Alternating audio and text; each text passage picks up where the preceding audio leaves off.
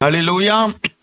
கர்த்தருடைய நாமத்திற்கு மகிமை உண்டாவதாக. கர்த்தர் நம்முடைய வாழ்க்கையில அவர் பெரிய காரியங்களை செய்கிற தேவனா இருக்கிறார். ஆமென். நம்முடைய வாழ்க்கையில அவர் அற்புதங்களை செய்கிற தேவன். அவர் நம்முடைய வாழ்க்கையில தம்முடைய மகிமையை வெளிப்படுத்துகிற தேவன். அல்லேலூயா. சங்கீதம் 84 சங்கீதத்தை நாம் எடுத்துக்கொள்வோம். அதிலே 11 வசனத்தை நாம் வாசிக்க கேட்போம். சங்கீதம் 84:11. தேவனாகிய கர்த்தர் சூரியனும் கேடகமுமானவர், கர்த்தர் கிருபையும் மகிமையும் அருளுவார். ஹல்லேலூயா. உத்தமமாய் நடக்கிறவர்களுக்கு நன்மையை வழங்காதிரார். இந்த காலை வேளையிலே கர்த்தருடைய சமூகத்திலே கர்த்தரை நோக்கி பார்க்கிற நம்முடைய வாழ்க்கையிலே கர்த்தருடைய வசனம் சொல்லுகிறது, கர்த்தர் மகிமையை அருளுவார். ஆமென். அந்த சங்கீதத்தினுடைய அடுத்த 12 வசனத்தை நாம் வாசிக்கும் போது, சேனைகளின் கர்த்தாவே உம்மை நம்பி இருக்கிற மனுஷன் பாக்கியவான். ஹல்லேலூயா. கர்த்தரை நம்பி இருக்கிற நம்முடைய வாழ்க்கையில, கர்த்தரை தேடுகிற நம்முடைய வாழ்க்கையில, இந்த காலை நேரத்திலே கர்த்தருடைய முகத்தை நோக்கி பார்க்க கர்த்தருடைய சபையிலே வந்து ஆராதிக்கிற நம்முடைய வாழ்க்கையிலே கர்த்தருடைய வசனம் சொல்லுகிறது, அவர் மகிமையை அருளுவார். ஹல்லேலூயா. விசுவாசமாய் கரங்களை வைத்து சொல்லுவோமா? அவர் நம்முடைய வாழ்க்கையில இந்த நாளிலே ஒரு மகிமை கர்த்தர் கொடுக்க விரும்புகிறார். ஆமென். மோசேனுடைய வாழ்க்கையை நோக்கி பார்க்கும்போது யாத்திராகமம் 34 29-30 வசனங்களை நாம் வாசிக்கிறோம். கர்த்தர் மோசேனுடைய வாழ்க்கையில தம்முடைய மகிமையை அவர் வெளிப்படுத்தினார். அப்பொழுது மோசேயுடைய முகம் பிரகாசம் அடைந்தது. ஹல்லேலூயா. அநேகர் பார்க்க கூடாத அளவுக்கு மோசேனுடைய வாழ்க்கையில ஒரு பிரகாசத்தை அந்த மகிமை கொண்டு வந்தது. அப்போ இந்த நாளிலே கர்த்தர் நம்முடைய வாழ்க்கையில தம்முடைய மகிமையை வெளிப்படுத்தும் போது நமக்கு அந்த பிரகாசம் உண்டாகும். அல்லேலூயா. நம்முடைய குடும்பத்திலே அந்த பிரகாசம் உண்டாகும். நம்முடைய தனிப்பட்ட வாழ்க்கையில அந்த பிரகாசம் உண்டாகும். நம்முடைய பிள்ளைகளுடைய வாழ்க்கையில கர்த்தர் அந்த பிரகாசத்தை அவர் கொடுக்கிறார். ஆமென். ஏசாயா 35:2 வசனத்தை நாம் வாசிக்க கேட்போம். அவர் எப்படி என்ன மகிமையை அவர் கொடுக்கிறார் என்று நாம் தியானிக்க போகிறோம். ஏசாயா 35:2 வசனம். அது மிகுதியாய் செழித்து பூரித்து ஆனந்த களிப்புடன் பாடும் லீபனோனின் மகிமையும் கர்மேல் சாரோன் என்பவைகளின் அலங்காரமும் அதற்கு அளிக்கப்படும். அவர்கள் கர்த்தருடைய மகிமையையும் நமது தேவனுடைய மகத்துவத்தையும் காண்பார்கள். ஹல்லேலூயா. அது மிகுதியாய் செழித்து பூரித்து ஆனந்த களிப்புடன் பாடும். லீபனோனின் மகிமை அதற்கு அளிக்கப்படும். ஹல்லேலூயா. அவர்கள் கர்த்தருடைய மகிமையும் நமது தேவனுடைய மகத்துவத்தையும் காண்பார்கள். இந்த இடத்துல இந்த 35 நாம் சற்று தியானிக்கும் போது, இதனுடைய பின்புலத்தை நாம் ஆராய்ச்சி செய்து தியானித்து நாம் பார்க்கும்போது, இங்கே இஸ்ரவேல் மக்களை அசிரியர்கள் என்ன செய்கிறார்கள்? அவர் ஆளுகை செய்து இஸ்ரவேல் மக்களை அவர்கள் அடிமைப்படுத்துகிற ஒரு சம்பவத்தை நாம் இங்கே வாசிக்க முடிகிறது.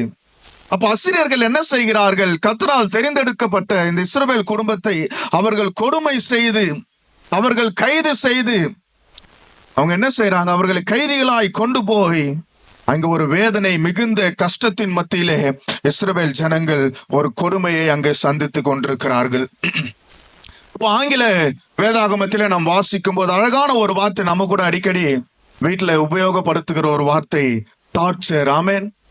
அசிரியர்கள் என்ன செய்கிறாங்கன்னா, இஸ்ரவேல் மக்களை உபத்திரவப்படுத்துகிறார்கள். லிட்டரலா சொன்னோம்னா டார்ச்சர் படுத்துறார்கள். ஆமென். அப்போ இன்னும் கூட எக்ஸ்ட்ரீமா போய் அவங்க என்ன செய்யறாங்கன்னா, இஸ்ரவேல் மக்களுடைய விரல்களை கூட வெட்டுகிற ஒரு சூழ்நிலை, அவருடைய உடல் சரீரத்தில் இருக்கிற உடல் தோலை அவங்க என்ன செய்யறாங்க, அவர்கள் உரித்து அந்த அளவுக்கு ஒரு கொடுமையை இஸ்ரவேல் மக்களுக்காய் நிகழ்த்தின ஒரு அசிரியர்கள். அந்த நேரத்துலதான் ஏசாயா தீர்க்கதரிசியின் மூலமாய் இந்த தீர்க்க தரிசன வார்த்தை இஸ்ரவேல் மக்களுக்கு நேராய் உரைக்கப்பட்டது. அது மிகுதியாய் செழித்து பூரித்து ஆனந்த களிப்புடன் பாடும். லீபனோனின் மகிமையும் அலங்காரமும் அதற்கு அளிக்கப்படும். அவர்கள் கர்த்தருடைய மகிமையும் நமது தேவனுடைய மகத்துவத்தையும் காண்பார்கள். இந்த நாளில நம்முடைய வாழ்க்கையிலும் கூட ஒருவேளை இப்படி இவ்வளவு கொடுமையான காரியங்கள் நம்முடைய வாழ்க்கையில நடக்காமல் இருக்கலாம். ஆனா நம்முடைய வாழ்க்கையில சில கஷ்டங்கள் மத்தியில சில போராட்டங்கள் மத்தியிலே, சில கடினமான பாதைகள் மத்தியிலே, சில இல்லாமைகள் மத்தியிலே, சில நெருக்கத்தின் மத்தியிலே, சில சத்ருவின் போராட்டங்கள் மத்தியிலே, சில சமாதான குறைவின் மத்தியிலே நாமும் கூட இந்த காலை நேரத்திலே கர்த்தருடைய சமூகத்திற்கு நாம் வந்திருக்கலாம். இந்த கர்த்தருடைய தீர்க்க தரிசன வசனம் சொல்லுகிறது, அது மிகுதியாய் செழித்து பூரித்து ஆனந்த களிப்புடன் பாடும். ஹல்லேலூயா. கர்த்தர் நம்முடைய வாழ்க்கையிலே ஒரு லீபனோனின் மகிமையை கர்த்தர் வைத்திருக்கிறார். நல்ல கரங்களை தட்டி கர்த்தருடைய நாமத்தை மகிமைப்படுத்துவோமா? கொடுமைப்படுத்தப்பட்ட அசிரியர்கள் மத்தியிலிருந்து இஸ்ரவேலுக்கு ஒரு லீபனோனின் மகிமை உண்டு பண்ணுகிற தேவனவர். இந்த நாளிலே கர்த்தரை ஆராதிக்கிற, கர்த்தரை தேடுகிற உங்களுடைய வாழ்க்கையிலே கர்த்தர் சொல்லுகிறார், தீர்க்க தரிசன வசனமாய் அந்த லீபனோனின் மகிமை உங்களுடைய குடும்பத்திலே காணப்படும். ஆமென். எதற்காக அந்த லீபனோனை குறித்து இங்கே எழுதப்பட்டிருக்கிறது என்றால், லீபனோனை குறித்து நாம் தியானிக்கும் போது அந்த தேசம், அந்த இடம் ஒரு அழகு நிறைந்த ஒரு இடம், ஒரு வளம் நிறைந்த ஒரு இடம், ஒரு செழிப்பா இருக்கிற ஒரு இடம், ஒரு பரிபூர்ண ஆசீர்வாதம் உள்ள ஒரு இடமாய் அந்த லீபனோன் காணப்படுகிறது. ஆமென். இப்ப இன்றைக்கு கர்த்தர் சொல்லுகிறார், அந்த லீபனோனின் மகிமையை நான் உங்களுக்கு கொடுப்பேன்.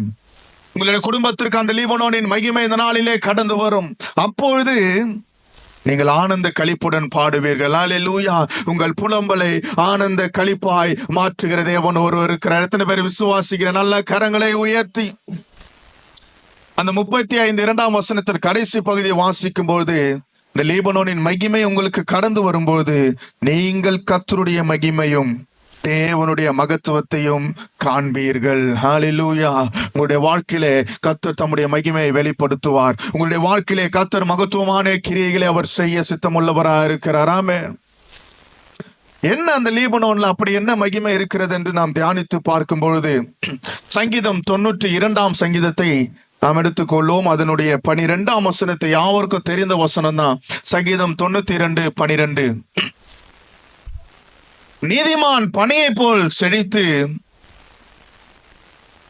லீபனோனில் உள்ள கேதுருவை போல வளருவான். அல்லேலூயா.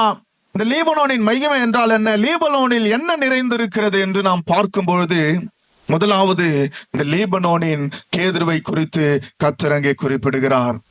இந்த லீபனோனில் உள்ள கேதுருவை போல் வளருவான் என்று நாம் இங்கே வாசிக்கிறோம். அப்போ இந்த கேதுரு மரத்தை குறித்து சில காரியங்களை நான் உங்கள் மத்தியிலே சொல்லுகிறேன். இந்த கேதுரு மரம் ஏறக்குறைய 100 அடி வரைக்கும் அது வளர்கிற ஒரு மரமா இருக்கிறது. மிகவும் உயர்ந்து வளருகிற ஒரு மரம், மிக உறுதியா இருக்கிற ஒரு மரம், மிக வலிமை நிறைந்த பலனுள்ள ஒரு மரமா இருக்கிறது. அதுதான் அந்த லீபனோனில் உள்ள கேதுரு மரத்தினுடைய ஒரு விசேஷம்.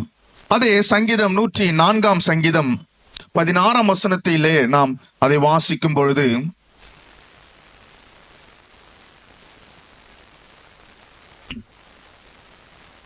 லீபனோனின் கேதுருக்களும் சாரத்தினால் நிறைந்திருக்கிறது. ஆமென். லீபனோனில் உள்ள அப்போ கேதுரு மரங்கள் சாரத்தினால் நிறைந்திருக்கிறது. அந்த சாரம் எதை குறிக்கிறது? ஒரு செழிப்பை குறிக்கிறது. அது எவ்வளவு செழிப்பாய் அதோடைய வேர்கள் அந்த நிலத்திலே புதைந்து அது வலிமை உள்ளதாய் காணப்படுகிறது என்பதை அது குறிக்கிறது. இன்னொரு வசனத்தை கூட வாசிப்போம். இந்த கேதுரு மரம் எப்படிப்பட்ட மரமா இருக்கிறது என்றால், எசேக்கியேல் 31:3 வசனத்தை நாம் வாசிக்கும் போது, எசேக்கியேல் 31:3,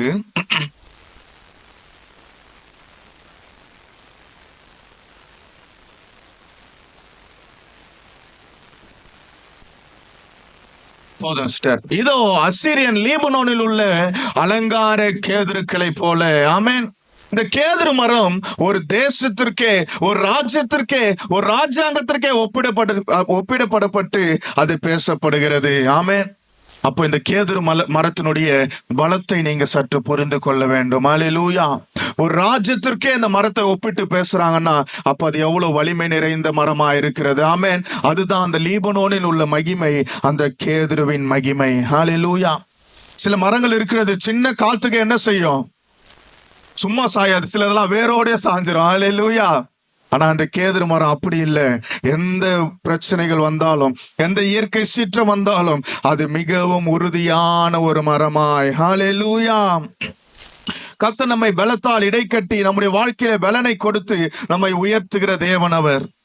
அப்போ நம்முடைய வாழ்க்கையிலே இந்த லீபனோனின் மகிமை கடந்து வரும்போது நம்மை ஒரு கேதுருக்களை போல கர்த்தர் பலப்படுத்துவார். அல்லேலூயா. அதுதான் அந்த லீபனோனில் உள்ள கேதுருக்களின் விசேஷமா இருக்கிறது. அந்த லீபனோனின் மகிமை நம்முடைய குடும்பத்திற்கு கடந்து வரும்போது நீங்கள் பலன் உள்ளவராய் இருப்பீர்கள். நல்ல கரங்களை தட்டி ஹல்லேலூயா. உங்களுடைய குடும்பம் உயர்ந்த ஒரு குடும்பமாய், உங்களுடைய பிள்ளைகள் உயர்த்தப்படுகிற ஒரு பிள்ளைகளாய், கேதுருக்களை போல வளர்ந்து ஓங்கி செழித்தோங்குகிற பிள்ளைகளாய் உங்களுடைய பிள்ளைகளை கர்த்தர் மாற்றுவார். அல்லேலூயா. அந்த மகிமை இந்த நாளிலே கர்த்தர் உங்களுக்கு கொடுக்கிறார். அதுதான் அந்த லீபனோனில் உள்ள மகிமை. ஆமென். இந்த லீபனோனில் உள்ள கேதுருவின் மகிமை. ஹல்லேலூயா. இன்னும் சற்று அதிகமாய் அதை குறித்து நாம் வாசிக்கும் பொழுது 1 ராஜாக்கள் 5ஆம் அதிகாரம் 6ஆம் வசனத்தை நாம் வாசிக்கும் போது 1 ராஜாக்கள் 5ஆம் அதிகாரம் 6ஆம் வசனம்.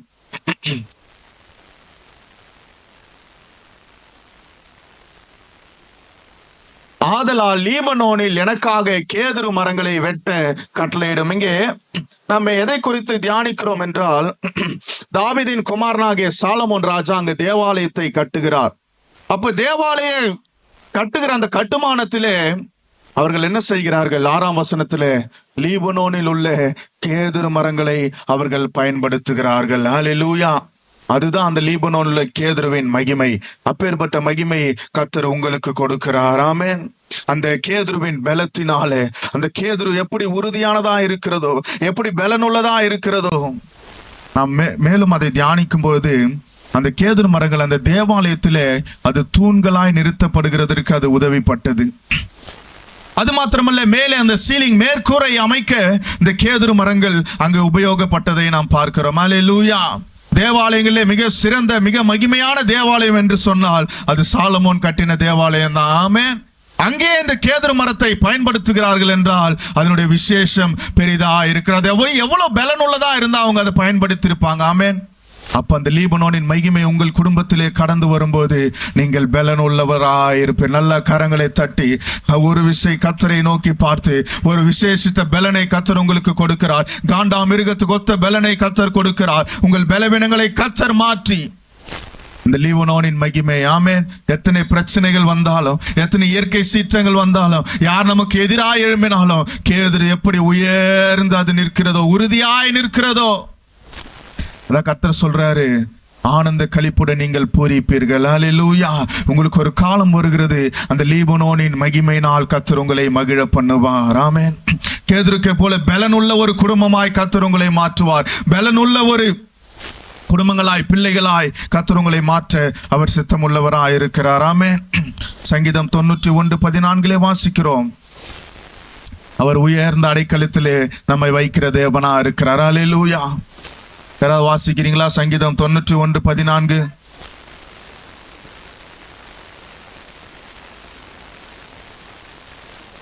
என் நாமத்தை அவன் அறிந்திருக்கிறபடியால் உயர்ந்த அடைக்கலத்திலே, ஹல்லேலூயா, நம்மை உயர்ந்த அடைக்கலத்திலே, கேதுருக்களை போல நம்மை உயரத்திலே, கேதுருக்களை போல நம்மை பலனுள்ளவர்களாய் கர்த்தர் மாற்றுகிறார். ஆமென். எப்போது நடக்கிறது? இந்த லீபனோனின் மகிமையை கர்த்தர் நமக்கு கொடுக்கிறார். அல்லேலூயா. அது 84:11 நாம் வாசித்தோம், அவர் மகிமையை அருளுகிற தேவன். அப்போ அந்த பலன் கடந்து வரும்போது நம்முடைய குடும்பத்தில் ஒரு பிரகாசத்தை கர்த்தர் வைக்கிறார். அல்லேலூயா. இந்த நாளிலே கர்த்தருடைய சமூகத்தில் வந்து ஆராதிக்கிற உங்கள் ஒவ்வொருடைய வாழ்க்கையிலே தீர்க்க தரிசனமாய் கர்த்தருடைய வசனம் கடந்து வருகிறது. கர்த்தர் லீபனோனின் மகிமையை உங்கள் குடும்பங்களிலே கர்த்தர் வைக்கிறார். அல்லேலூயா. கேதுருக்களை போல உறுதியானவர்களாய், கேதுருக்களை போல பலனுள்ளவர்களாய், கேதுருக்களை போல அசைபடாத ஒரு உறுதியாய் நிற்கிற மக்களாய் கர்த்தர் உங்களை ஆசீர்வதிப்பாராக. இரண்டாவது, இந்த லீபனோனினுடைய மகிமையின் அது விசேஷம் என்னவென்று நாம் தியானிப்போமானால், ஏசாயா 60ஆம் அதிகாரம் 13ஆம் வசனத்தை நாம் வாசிப்போம். ஏசாயா 60ஆம் அதிகாரம் 13ஆம் வசனம். பரிசுத்த ஸ்தானத்தை சிங்காரிக்கும்படிக்கு லீபனோனின் மகிமையும் தேவதாரு விருட்சங்களும் பாய்மர விருட்சங்களும் புன்னை மரங்களும் கூட உன்னிடத்திற்கு கொண்டு வரப்படும். என் பாதஸ்தானத்தை மகிமைப்படுத்துவேன். அடுத்ததாக இந்த லீபனோனில் என்ன அப்படி விசேஷ மகிமையான காரியம் என்று நாம் தியானிக்கும் போது, பரிசுத்த ஸ்தானத்தை சிங்காரிக்கும்படி, அலங்கரிக்கும்படி லீபனோனில் உள்ள தேவதாரு விருட்சங்களும் பாய்மர விருட்சங்களும் புன்னை மரங்களும் உன்னிடத்தில் கொண்டு வரப்படும். ஹல்லேலூயா. அடுத்து நாம் வாசிக்கிறோம், இந்த லீபனோனில் உள்ள தேவதாரு விருட்சங்கள், இந்த பாய்மரங்கள், இந்த புன்னை மரங்கள், இதை குறித்து சற்று கொஞ்சம் தெளிவா நாம் வாசிக்க வேண்டும் என்றால் ஏசாயா 41 அதிகாரம் 19 வசனத்தை நாம் வாசிப்போமா? 41:19.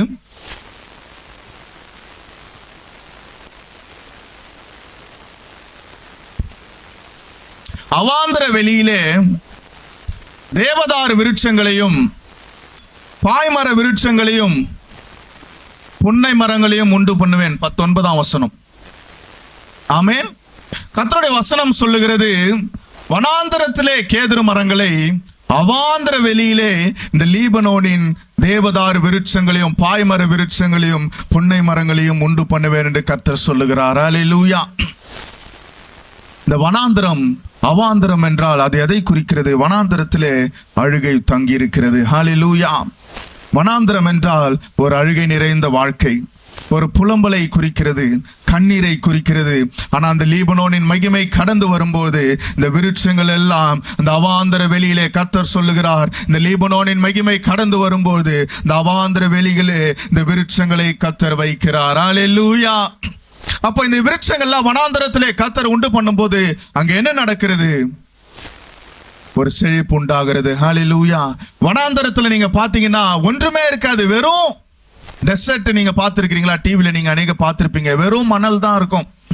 அப்போ கர்த்தர் சொல்லுகிறார், அவாந்தர வெளியிலே, அவாந்தர வெளினா தண்ணீரே இல்லாத ஒரு இடத்துல, ஆமென், இந்த விருட்சங்கள், லீபனோனின் விருட்சங்களை கர்த்தர் உண்டு பண்ணுவார். நிறைவான ஆசீர்வாதத்தை கர்த்தர் நமக்கு கொடுப்பார். ஹல்லேலூயா. இந்த காலை வேளையில ஒருவேளை உங்களுடைய வாழ்க்கை வனாந்தரம் போல இருக்கிறதா? ஒருவேளை உங்களுடைய வாழ்க்கையில அழுகை நிறைந்திருக்கிறதா? ஒருவேளை உங்களுடைய வாழ்க்கையிலே புலம்பல் நிறைந்திருக்கிறதா? ஒருவேளை உங்களுடைய வாழ்க்கை கண்ணீரால் நிறைந்திருக்கிறதா? கர்த்தர் சொல்லுகிறார், அவாந்தர வெளிகளே நான் செழிப்பாய் மாற்றுவேன். ஹல்லேலூயா. ஏசாயா 32:15 நாம் வாசிக்கிறோம், அவர் வனாந்தரத்தை செழிப்பாய் மாற்றுகிற தேவன் அவர். ஏசாயா 51 அதிகாரம் 3 வசனத்தை நாம் வாசிக்க கேட்போமா? ஏசாயா 51:3. சீயோனுக்கு ஆறுதல் செய்வார், தேறுதல் அடைய செய்து ஏதேனை போலவும் அதன் அவாந்தர வெளியை கர்த்தரின் தோட்டத்தை போலவும் ஆக்குவார். சந்தோஷமும் மகிழ்ச்சியும் துதியும் கீத சத்தமும் அதில் உண்டாயிருக்கும். ஆமென். நாம் என்ன வாசிக்கிறோம்? அவாந்தர வெளியை கர்த்தரின் தோட்டத்தை போல செழிப்பாய் அவர் மாற்றுவார். உங்களுடைய வனாந்தரமான வாழ்க்கையை, உங்களுடைய அவாந்தர வெளியை போன்ற வாழ்க்கை, தேவை நிறைந்த வாழ்க்கையை கர்த்தர் சொல்லுகிறார், ஒரு செழிப்பான தோட்டத்தை போல. நல்ல கரங்களை தட்டி ஆமென். வனாந்தரத்தை செழிப்பாய் மாற்றுகிற தேவன் ஒருவர் இருக்கிறார். அவாந்தர வெளியிலே இந்த லீபனோனின் விருட்சங்களை வைத்து அதை செழிப்பாய் மாற்றுகிற தேவன் அவர். இதனால கர்த்தர் சொல்லுகிறார், உங்களுடைய வனாந்தரமான வாழ்க்கையை கர்த்தர் என்ன செய்கிறார்? செழிப்பான தோட்டத்தை போல. எத்தனை பேர் விசுவாசிக்கிறீங்க? உங்களுடைய இல்லாமையை செழிப்பாய் மாற்றுகிற தேவன் அவர். உங்களுடைய வறுமையை செழிப்பாய் மாற்றுகிற தேவன் அவர். உங்களுடைய குடும்பங்களை செழிப்பாய் மாற்றுகிற தேவன் அவர். உங்களுடைய பிள்ளைகளை செழித்தோங்க செய்கிற தேவன் அவர். ஹல்லேலூயா. எல்லா வனாந்தர வாழ்க்கையை கர்த்தர் செழிப்பாய், உங்களுடைய குடும்பத்தை ஒரு செழிப்பான தோட்டத்தை போல கர்த்தர் மாற்றுவார். அந்த லீபனோனின் மகிமை அது நமக்காய் செய்து முடிக்கும். ஹல்லேலூயா. இந்த விருட்சங்கள் எல்லாம் ஒன்று சேர்ந்து வாழ்க்கையை செழிப்பாய் மாற்றுகிறது போல நம்முடைய வாழ்க்கையை வற்றாத நீரூற்றை போலவும் நீர்ப்பாய்ச்சலான தோட்டத்தை போலவும் கர்த்தர் மாற்றுவார். ஹல்லேலூயா. அவாந்தர வெளிகளை கர்த்தர் மாற்றுவார். ஆமென். வனாந்தரத்திலே ஆகார் பிள்ளைக்காய் அழுகு புலம்புகிறதை நாம் வாசிக்கிறோம். இப்போ கர்த்தர் இறங்கி வந்து அவருடைய கண்ணீரை கண்ட தேவன் அவர். ஆமென். அவனை பெரிய ஜாதியாக்குவேன் என்று வாக்குரைத்தார். ஹல்லேலூயா. அதே போல மாற்றினார். ஆமென். கர்த்தருடைய நாமம் மகிமைப்படுவதாக. அப்போ இந்த லீபனோனின் மகிமை என்ன செய்கிறது? நம்முடைய குடும்பத்தை அது செழிப்பாய் மாற்றுகிறது. இந்த காலை நேரத்தில் கர்த்தருடைய வார்த்தை கடந்து வருகிறது. உங்களுக்கு நேராய், உங்கள் குடும்பத்திற்கு நேராய் அந்த லீபனோனின் மகிமையை கர்த்தர் வைக்கிறார். ஹல்லேலூயா, ஹல்லேலூயா. ஒரு செழிப்பான ஆசீர்வாதத்தை கர்த்தர் உங்களுக்கு வைக்கிறார். ஒரு பலனை கர்த்தர் உங்களுக்கு வைத்திருக்கிறார். ஆமென். அவர் புலம்பலை ஆனந்த களிப்பாய் மாற்றுகிற தேவனவர். இந்த செழிப்பு எதிலே உண்டாகும்? உங்களுடைய ஆகாரத்திலே ஒரு செழிப்பை கர்த்தர் கொடுப்பார். உங்களுடைய வருமானத்திலே ஒரு செழிப்பை கர்த்தர் கொடுப்பார். உங்களுடைய பொருளாதாரத்திலே கர்த்தர் ஒரு செழிப்பை கொடுப்பார். உங்கள் சரீர சுகவினத்தை மாற்றி ஒரு செழிப்பான வாழ்வை கர்த்தர் கொடுப்பார். ஹல்லேலூயா.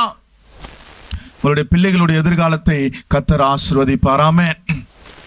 கர்த்தர் உங்களுடைய வாழ்க்கையை கட்டி எழுப்புகிற தேவனவர். லீபனோனின் மகிமை கடந்து வரும்போது வனாந்திரமா இருக்கிற வாழ்க்கை, ஒன்றுமே இல்லாதிருக்கிற வாழ்க்கை, யாருமே உதவி செய்கிற நிலைமையில இல்லாத வாழ்க்கை கர்த்தர் சொல்லுகிறார், உன்னை ஒரு தோட்டத்தை போல, நல்ல கரங்களை தட்டி, லீபனோனின் விருட்சங்களாய் உன்னை ஒரு தோட்டத்தை போல, செழிப்பான தோட்டத்தை போல உங்களுடைய குடும்பங்களை, உங்களுடைய பிள்ளைகளை, உங்களுடைய சபையை கர்த்தர் ஆசீர்வதிப்பேன் என்று சொல்லுகிறார். ஆமென். அவர் நிச்சயம் அதை செய்து முடிக்க வல்லவராய் இருக்கிறார். ஹல்லேலூயா. அவர் மனமாற அவர் மனுபுத்திரன் அல்ல. ஆமென். அவர் சொல்லியும் அவர் செய்யாதிருப்பாரோ? ஹல்லேலூயா. அவர் நிச்சயம் நமக்காய் யாவற்றையும் செய்து முடிக்கிற தேவனா இருக்கிறார். ஆமென். அப்ப இந்த நாளிலே கர்த்தருடைய சமூகத்தில் அவரை நோக்கி பார்க்கிற நம்முடைய வாழ்க்கையிலே கர்த்தருடைய வசனம் சொல்லுகிறது, அவர் அவாந்தர வெளியான வாழ்க்கையை அவர் செழிப்பாய் மாற்றுகிற தேவன். ஆமென். ஹல்லேலூயா. நன்றி இயேசுவே, உம்மை துதிக்கிறோம். அவர் நம்முடைய தலையை உயர்த்துகிற தேவன். ஆமென். எண்ணெயினால் அபிஷேகம் பண்ணி நம்முடைய பாத்திரத்தை நிரம்பி வழிய செய்கிறவர். ஹல்லேலூயா, ஹல்லேலூயா, ஹல்லேலூயா. புலம்பலை ஆனந்த களிப்பாய் மாற்றுகிற தேவன் அவர். நம்முடைய வாழ்க்கையிலே அந்த வசனத்திலே நாம் வாசிக்கிறோம், அப்பொழுது ஆனந்த களிப்பு உண்டாகும். ஆமென். கர்த்தர் உங்களை தோட்டத்தை போலாக்குவார். எல்லாம் அந்த வசனங்களை பார்க்கிறீங்களா? பைபிள் இருந்தா நீங்க பாருங்க, இல்ல டிஸ்பிளேல நீங்க பாருங்க. கர்த்தர் தோட்டத்தை போலவும் ஆக்குவார். சந்தோஷம், மகிழ்ச்சியும், துதியும், கீத சத்தமும் அதில் உண்டாயிருக்கும். ஹல்லேலூயா. கொம்பை உயர்த்தி நீரே, என் தலையை உயர்த்தி நீரே, என் கொம்பை உயர்த்தி நீரே, என் தலையை உயர்த்தி நீரே. வெட்கப்பட்டு போவதில்லை, ஒரு நாளும் வெட்கப்பட்டு, சொல்லுவோமா? நம்மை ஒருபோதும் வெட்கப்படுத்த விடாத தேவன் அவர். நம்மை உயர்த்தி நம்முடைய வெட்கப்பட்டு போவதில்லை. நன்றி தகப்பனே, நன்றி ஏசையா, நன்றி தகப்பனே, நன்றி ஏசையா. வெட்கப்பட்டு போவதில்லை, ஒரு நாளும் வெட்கப்பட்டு போவதில்லை. வெட்கப்பட்டு போவதில்லை, ஒரு நாளும் வெட்கப்பட்டு போவதில்லை. புலம்பலை களிப்பாக மாற்றுகின்றேன், ஆனந்த தைலத்தால் தலையை நிரப்புகின்றேன். புலம்பலை களிப்பாக மாற்றுகின்றேன், ஆனந்த தைலத்தால் தலையை நிரப்புகின்றேன். என் பாத்திரம் நிரம்பி வழிகின்றது, நாளெல்லாம் உம்மை துதிப்பேன். என் பாத்திரம் நிரம்பி வழிகின்றது, நாளெல்லாம். கரங்களை தட்டி சொல்லுவோமா? நன்றி தகப்பனே, நன்றி ஏசையா, நன்றி தகப்பனே, நன்றி ஏசையா. வெட்கப்பட்டு போவதில்லை, நாங்கள் ஒருபோது வெட்கப்பட்டு போவதில்லை. ஹல்லேலூயா. வெட்கப்பட்டு போவதில்லை, வெட்கப்பட்டு போவதில்லை. ஆமென். நாம் ஒருபோதும் வெட்கப்பட்டு போவதே இல்லை. ஹல்லேலூயா. ஆமென். கர்த்தர் நம்முடைய வாழ்க்கையில அவர் அற்புதங்களை செய்ய அவர் போதுமானவராக இருக்கிறார். மூன்றாவது ஒரு காரியத்தை குறித்து நாம் தியானிப்போம். இந்த லீபனோனின் மகிமை அது எப்பேற்பட்ட மகிமையா இருக்கிறது? உன்னத பாட்டு 4ஆம் அதிகாரம் 15ஆம் வசனத்தை நாம் வாசிப்போமா? உன்னத பாட்டு 4ஆம் அதிகாரம் 15ஆம் வசனம்.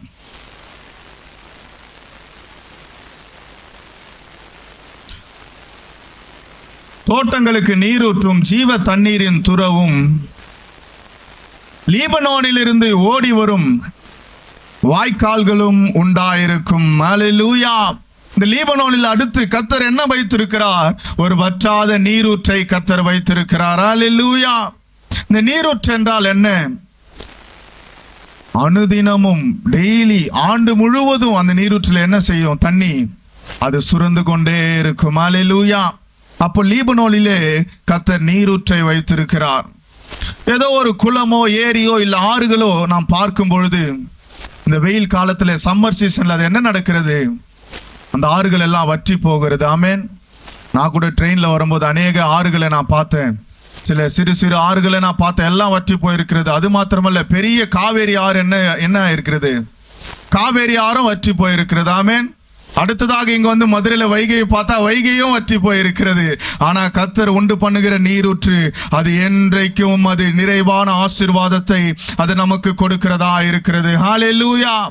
அந்த நீரூற்று தான் கர்த்தர் லீபனோனிலே வைத்திருக்கிறார். அப்ப லீபனோனில் இருந்து புரண்டு வருகிற நீரூற்று அது வற்றாத நீரூற்றா இருக்கிறது.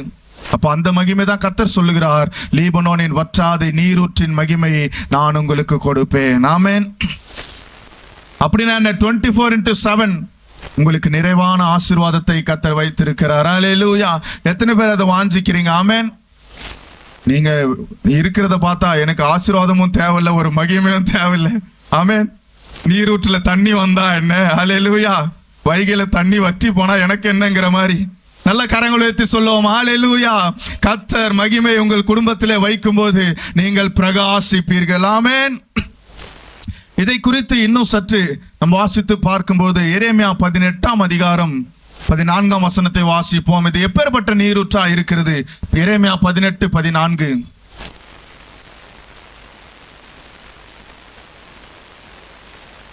லீபனோனின் உறைந்த மழை வயல்வெளியின் கண்மலையிலிருந்து அற்று போகிறதுண்டோ? ஓடி வருகிற அந்நிய தேசத்து குளிர்ந்த தண்ணீர்கள் வடிந்து போகிறதுண்டோ? ஹல்லேலூயா. அப்போ கர்த்தர் நமக்காய் வைத்திருக்கிற இந்த நிறைவான நீரூற்று அது எப்பேற்பட்டதா இருக்கிறது? அது அற்று போகாத ஒரு நீரூற்று, அது வடிந்து போகாத நீரூற்று. ஆமென். கர்த்தர் நம்முடைய வாழ்க்கையிலே ஒரு நீரூற்றை உண்டு பண்ணுவாரானால் அது நிறைவான நீரூற்றா இருக்கும். ஹல்லேலூயா. அதுதான் அந்த லீபனோனின் நீரூற்று, அது வற்றாத நீரூற்று. அந்த மகிமையை கர்த்தர் உங்கள் குடும்பத்திலே வைக்கும் பொழுது நிறைவான ஆசீர்வாதங்கள் உண்டாகும். எல்லா குறைவுகளை கர்த்தர் மாற்றுவார். ஆமென். குளிர்ந்த தண்ணீர்கள் வடிந்து போகிறதுண்டோ? அப்போ ஆண்டு முழுவதும் உங்களுடைய ஜீவ நாட்கள் முழுவதும் கர்த்தர் சொல்லுகிறார், அவர் நித்திய ஆசீர்வாதங்களால் உங்களை நிரப்பி நடத்துவார். ஹல்லேலூயா. அதனாலதான் கர்த்தர் சொல்லுகிறார் நீரூற்று. ஆமென். இல்லைன்னா அங்க ஆறு வேற எதனா எழுதியிருப்பாங்க. அப்போ அந்த நீரூற்று அது என்றைக்கு வற்றி போகாத ஒரு நீரூற்று. ஹல்லேலூயா. கர்த்தர் நமக்கு நித்திய ஆசீர்வாதத்தை அவர் வைத்திருக்கிறார். ஆமென். கர்த்தர் ஒரு ஆசீர்வாதத்தை கொடுப்பாரானால், கர்த்தர் தம்முடைய மகிமை வெளிப்படுத்துவாரானால், கர்த்தர் தம்முடைய மகிமை விளங்க செய்வாரானால் அது நிறைவான ஒரு மகிமையா இருக்கும். ஆமென். உங்களுடைய குடும்பங்களை கர்த்தர் சொல்லுகிறார், நிறைவான ஆசீர்வாதங்களை நான் வைக்கிறேன். ஆமென். வற்றாத ஆசீர்வாதங்களை வைக்கிறேன், வற்றாத பொருளாதாரத்தை வைக்கிறேன், வற்றி போகாத பலனை நான் வைக்கிறேன். ஹல்லேலூயா. அனுதின நீங்கள் பலத்தின் மேல் பலன் அடைவீர்கள். ஆமென். இஸ்ரவேல் தேசம், இஸ்ரவேல் மக்கள் வனாந்தரத்திலே மன்னாவுக்காய் அவர் என்ன செய்கிறார்? ஆகாரத்துக்காய் கர்த்தரை நோக்கி கூக்குரலிட்ட போது கர்த்தர் என்ன செய்கிறார்? மன்னாவை கொடுத்தார். ஆமென். அவங்க புசித்து தீரும் மட்டும் நிறைவான போஷிப்பை கர்த்தர் கொடுத்தார். ஹல்லேலூயா. அதே போல சாரிபாத்தூர் விதையனுடைய வீட்டிலே பார்க்கிறோம், பஞ்ச காலம் முழுவதும் அவங்க மாப்பு செய்கிற தொட்டியிலே எண்ணெயில என்ன நடக்கிறது? நிறைவான ஆசீர்வாதம் வந்து கொண்டே இருக்கிறது. ஆமென். கர்த்தர் சொல்ல, உன் அப்பத்தையும் உன் தண்ணீரையும் ஆசீர்வதிப்பேன். ஹல்லேலூயா.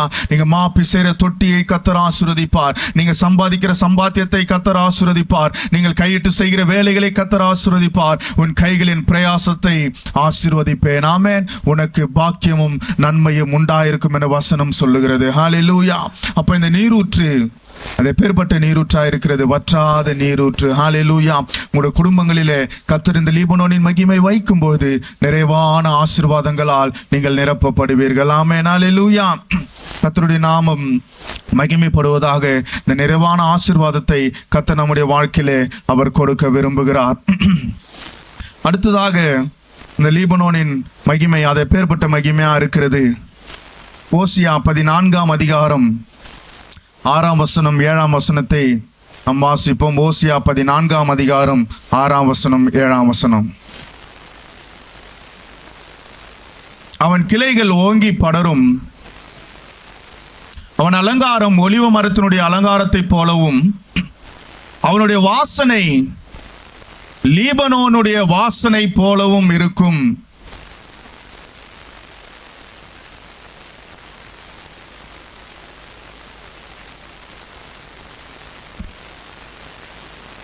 ஆமென். அவன் வாசனை லீபனோனுடைய திராட்சை ரசத்தின் வாசனை போல் இருக்கும். அல்லேலூயா.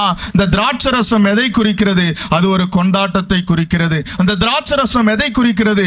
அது ஒரு மகிழ்ச்சியை குறிக்கிறதா இருக்கிறது. அப்போ உங்களுடைய குடும்பத்தின் வாசனை அது எப்படி இருக்குமா? லீபனோனின் வாசனை. அல்லேலூயா. அப்படின்னா மகிழ்ச்சி நிறைந்த ஒரு குடும்பமாய் கர்த்தர் உங்களை மாற்றுவார். அல்லேலூயா. ஒரு மகிழ்ச்சியின் வாசனை நம்ம குடும்பத்திலிருந்து வீசத்தக்கதாய் கர்த்தர் தம்முடைய மகிமை வெளிப்படுத்துவார். அல்லேலூயா. யாரா நம்ம வீட்டு கேட்லயோ இல்ல டோர்லயோ வந்து நிற்கும் பொழுது அவங்களுக்கு என்ன வாசனை வீசணும்? மகிழ்ச்சியின் வாசனை. ஆமென். சண்டையோ சச்சரவோ சமாதான குறைவோ தேவையில்லாத பேச்சுகளின் வாசனையோ வீசக்கூடாது. மகிழ்ச்சியின் வாசனை வீசத்தக்கதாய் கர்த்தர் லீபனோனின் மகிமை கர்த்தர் வைப்பார். அல்லேலூயா. எல்லா சமாதான குறைவுகளை கர்த்தர் மாற்றுவார். எல்லா பிரச்சனைகளை கர்த்தர் மாற்றுவார். எல்லா சத்ருவின் போராட்டங்களை கர்த்தர் மாற்றி சொல்லுகிறார். உங்களுடைய குடும்பத்திலே லீபனோனின் வாசனை வீசும். அல்லேலூயா. அந்த லீபனோனின் வாசனை அது எப்படி இருக்கிறது? நாம் வாசித்தோம் அல்லவா? லீபனோனில் உள்ள கேதுருக்களை போல, தேவதாரு விருட்சங்களை போல, புன்னை மரங்களை போல. அது மாத்திரமல்ல, இந்த லீபனோனின் நீரூற்று இதெல்லாம் ஒன்று சேர்ந்து இருக்கும்போது நம்முடைய குடும்பம் மகிழ்ச்சியா இருக்கும். ஆமென். இதெல்லாம் ஒன்று சேர்ந்தாதான் லீபனோனிலே அந்த வாசனை உண்டாகிறது. அல்லேலூயா. அப்ப நம்முடைய குடும்பத்திலே பலன் இருக்கும்போது, நம்முடைய குடும்பத்திலே லீபனோனின் செழிப்பு இருக்கும்போது, நம்முடைய குடும்பத்திலே நிறைவான ஆசீர்வாதம் இருக்கும்போது நம்முடைய குடும்பம் எப்படி இருக்கும்? மகிழ்ச்சியான குடும்பமாய், லீபனோனின் வாசனை வீசுகிற குடும்பமாய் அந்த மகிமை இறங்கி வரும்போது நம்முடைய குடும்பத்தை இது மாற்றுகிறதா இருக்கிறது. ஹல்லேலூயா. உன்னத பாட்டு 4ஆம் அதிகாரம் 11ஆம் வசனத்தை கூட நாம் வாசிப்போம். உன்னத பாட்டு 4:11. அங்கே கடைசி பகுதியை வாசிக்கும் போது, உன் வஸ்திரங்களின் வாசனை லீபனோனின் வாசனை கொப்பாய் இருக்கும். அல்லேலூயா. இப்ப வஸ்திரம் எதை குறிக்கிறது? அது நம்முடைய பொருளாதாரத்தை குறிக்கிறது. ஆமென். அப்படியே பொருளாதாரத்தை கர்த்தர் ஆசீர்வதிப்பார். நம்முடைய வீட்டில் அருமை மினிமமான பொருட்களை கர்த்தர் கொடுப்பார். நல்ல வாகனங்களை கொடுப்பார். அல்லேலூயா. எத்தனை பேர் விசுவாசிக்கிறீங்க? ஆமென். நல்ல கரங்களை உயர்த்தி உங்களுடைய குடும்பத்தை லீபனோனின் வாசனை வீசத்தக்கதாய் மகிழ்ச்சியுள்ள குடும்பமாய் கர்த்தர் மாற்றுவார். ஆமென். அதுதான் அந்த லீபனோனின் மகிமை. ஹல்லேலூயா. ஏசாயா 61ஆம் அதிகாரம் 3ஆம் வசனத்தை நாம் வாசிப்போம். ஏசாயா 61:3. சீர்படுத்தவும் சாம்பலுக்கு பதிலாக சிங்காரத்தையும், துயரத்துக்கு பதிலாக ஆனந்த தைலத்தையும், ஒடுங்கின ஆவிக்கு பதிலாக துதியின் உடையையும் கொடுக்கவும் அவர் என்னை அனுப்பினார். அல்லேலூயா. அவர் சாம்பலுக்கு பதிலாய் நமக்கு சிங்காரத்தை உண்டு பண்ணுகிற தேவன். அவர் புலம்பலுக்கு பதிலாய் ஆனந்த களிப்பை உண்டு பண்ணுவார். நல்ல கரங்களை தட்டி உங்களுடைய புலம்பலை மாற்றுகிற கர்த்தருடைய மகிமை, உங்களுடைய கண்ணீரை மாற்றுகிற கர்த்தருடைய மகிமை, உங்களுடைய இல்லாமைகளை மாற்றுகிற கர்த்தருடைய மகிமை. அவர் சொல்லுகிறார், என்னுடைய பிள்ளைகளை நான் மகிழ பண்ணுவேன். ஆமென். உங்களுடைய புலம்பலை ஆனந்த களிப்பாய் மாற்றுவார். அல்லேலூயா. அதுதான் ஏசாயா 35ஆம் அதிகாரம் 2ஆம் வசனத்துல நாம் வாசிக்கிறோம். அது ஆனந்த சத்தமிடும். ஆமென். உங்களுடைய குடும்பங்கள் ஆனந்த சத்தமிடும். எப்பொழுது? லீபனோனின் மகிமை கர்த்தர் கொடுக்கும் பொழுது. ஹல்லேலூயா. லீபனோனின் மகிமை கர்த்தர் நம்முடைய குடும்பத்திலே வைக்கும் போது, இந்த லீபனோனின் கேதுருடைய பலனை கர்த்தர் வைக்கும் போது, இந்த லீபனோனின் செழிப்பை கர்த்தர் வைக்கும் போது, இந்த லீபனோனின் நிறைவை கர்த்தர் வைக்கும் போது நம்முடைய குடும்பங்கள் மகிழ்ச்சி நிறைந்த குடும்பமாய், ஹல்லேலூயா, நித்திய மகிழ்ச்சி அவன் தலைமேல் இருக்கும். சஞ்சலமும் தவிப்பும் ஓடிப்போம். அல்லேலூயா. உங்களுடைய சஞ்சலங்களை மாற்றுகிற கர்த்தருடைய மகிமை, உங்களுடைய இல்லாமைகளை மாற்றுகிற கர்த்தருடைய மகிமை, உங்களுடைய தேவைகளை சந்திக்கிற கர்த்தருடைய மகிமை, அந்த நீரூற்று, லீபனோனின் நீரூற்று உங்களுக்கு எல்லாவற்றையும் சந்திக்க அது போதுமானதா இருக்கிறது. அல்லேலூயா. நித்திய மகிழ்ச்சி தலைமேல் இருக்கும், சஞ்சலம் தவிப்பும் ஓடிப்போ, நித்திய மகிழ்ச்சி தலைமேல். சேர்ந்து பாடுவோமா? தவிப்பும் ஓடிப்போ, இந்த தேவன் என்றென்றும் உள்ள சதா காலமும் நமது தேவன், மரண பரியந்தம் நம்மை நடத்திடுவார். அநாதி தேவனும் அடைக்கலமே, அவர் நித்திய புயங்களும் ஆதாரமே. அநாதி தேவனும் அடைக்கலமே, அவர் நித்திய புயங்களும் ஆதாரமே. இந்த தேவன் சேர்ந்து சொல்லுவோம் சபையாருள்ள சதா காலமும் நமது மரண பரியந்தம் நம்மை நடத்திடுவார். அநாதி தேவனும் அடைக்கலமே, அவர் நித்திய புயங்களும் ஆதாரமே. அநாதி தேவனும் அடைக்கலமே, அவர் நித்திய புயங்களும் ஆதாரமே. ஹல்லேலூயா. சஞ்சலங்கள் ஓடி போகத்தக்கதாய், தவிப்பு ஓடி போகத்தக்கதாய், எல்லா நெருக்கங்கள் மாறத்தக்கதாய் கர்த்தர் நம்மை மகிழ பண்ணுவார். ஹல்லேலூயா. அப்போ மகிழ்ச்சியான குடும்பம் அது எப்படி இருக்கும் என்றால், சங்கீதம் 128 3ஆம் வசனம் 4ஆம் வசனம். சங்கீதம் 128 3 4. உன் மனைவி உன் வீட்டோரங்களில் கனிதரும் திராட்சை கொடியை போல், உன் பிள்ளைகள் பந்தியை சுற்றி ஒலிவ மர கன்றுகளை போல் இருப்பார்கள். இதோ கர்த்தருக்கு பயப்படுகிற மனுஷன் இவ்விதமாய் ஆசீர்வதிக்கப்படுவான். அல்லேலூயா. இதை விட மேலான மகிழ்ச்சி நமக்கு என்ன வேண்டும்? ஆமென். குடும்பமாய் கர்த்தர் நம்மை மகிழ பண்ணுகிற தேவனா இருக்கிறார். அல்லேலூயா. எல்லா சமாதான குறைவை கர்த்தர் மாற்றி இந்த நாளில மகிழ பண்ண போகிறார். ஆமென். நம்ம குடும்பத்தில் இருக்கிற எல்லா பிரச்சனைகள், எல்லா போராட்டங்கள், எல்லா பிரிவுகளை கர்த்தர் என்ன செய்ய போகிறார்? இவர் மாற்றி மகிழ பண்ண போகிறார். உங்களுடைய குடும்பத்தை சபைக்கு முன்பாக, சமுதாயத்துக்கு முன்பாக ஒரு மகிழ்ச்சியான குடும்பமாய் கர்த்தர் மாற்றுவார். அல்லேலூயா. நமக்காய் அந்த லீபனோனின் மகிமை செய்து முடிக்கும். கர்த்தருடைய மகிமை நம்முடைய வாழ்க்கையிலே மேலான காரியங்களை செய்யும். ஆமென். அந்த ஏசாயா 35ஆம் அதிகாரம் அந்த 2ஆம் வசனத்தை நாம் மறுபடியும் நாம் வாசிப்போம். ஏசாயா 35:2. அது மிகுதியாய் செழித்து பூரித்து ஆனந்த களிப்புடன் பாடும், லீபனோனின் மகிமை அதற்கு அளிக்கப்படும். அப்பொழுது அவர்கள் கர்த்தருடைய மகிமையும் தேவனுடைய மகத்துவத்தையும் காண்பார்கள். நல்ல கரங்களை தட்டி சொல்லுவோமா? லீபனோனின் மகிமை உங்கள் குடும்பத்திற்கு நேராய், லீபனோனின் மகிமை உங்கள் பிள்ளைகளுக்கு நேராய், லீபனோனின் மகிமை உங்களுடைய சபைக்கு நேராய் கடந்து வரும்போது நீங்கள் கர்த்தருடைய மகிமையை காண்பீர்கள், நீங்கள் கர்த்தருடைய மகத்துவத்தை காண்பீர்கள். அல்லேலூயா. அப்படி எல்லாரும் கண்களை மூடி ஒரு விசை கர்த்தருடைய சமூகத்திலே, ஆண்டவரே அந்த மகிமை எங்களுக்கு கொடுப்பீராக, எங்களுடைய குடும்பத்திலே உம்முடைய மகிமை இறங்கி வரட்டும். ஆண்டவரே, சீனாய் மலையிலே வாசம் பண்ண பரிசுத்த ஆவியானவர், அந்த மகிமையின் தேவனாய் நீர் எங்கள் மத்தியிலே இறங்கி வருவீராக. ஒரு விசை கேட்போமா? லீபனோனின் மகிமை கடந்து வரட்டும். ஆண்டவரே, கேதுருவின் பலன் எங்கள் குடும்பத்திலே எல்லா பலவீனங்களை மாற்றத்தக்கதாய் ஒரு விசை விடுதலையோடு கர்த்தருடைய சமூகத்திலே விட்டு கொடுத்து நாம் கேட்கும் போது கர்த்தர் இறங்கி வந்து ஆசீர்வதிக்கிறார். ஆமென். கேதுரு போல பலன் ஆண்டவரே, கேதுருவை போல பலன், எல்லா பலவீனங்களை கர்த்தர் மாற்றுகிறார். நம்முடைய வாழ்க்கையிலே காண்டாமிருகத்துக்கு ஒத்த பலனை கர்த்தர் கொடுக்கிறார். கேதுருக்களை போல உயர்ந்து வளரத்தக்கதாய் நம்முடைய பிள்ளைகளை கர்த்தர் ஆசீர்வதிப்பார், நம்முடைய எதிர்காலத்தை ஆசீர்வதிப்பார், நம்முடைய குடும்பத்தை ஆசீர்வதிப்பார். கர்த்தருடைய வாழ்க்கையை அது ஒரு தோட்டத்தை போல மாற்றும். உங்களுடைய மனாந்திரமான வாழ்க்கையை ஒரு தோட்டத்தை போல செழிப்பாய் கர்த்தர் மாற்றுவார். ஹல்லேலூயா.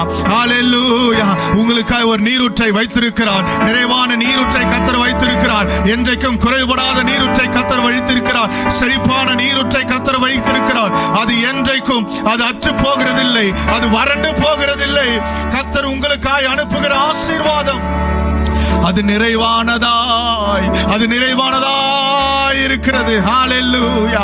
ஹல்லேலூயா. உங்களுடைய குடும்பங்களை கர்த்தர் மகிழ பண்ண போகிறார். உங்களுடைய குடும்பங்களை கர்த்தர் மகிழ பண்ணுவார். எல்லா புலம்பலை ஆனந்த களிப்பாய் மாற்றுகிற தேவனவர், கண்ணீரை மாற்றுகிறவர், கவலைகளை மாற்றுகிறவர், இல்லாமைகளை மாற்றுகிறவர், வேதனைகளை மாற்றுகிறவர், தரித்திரங்களை மாற்றுகிற தேவன்.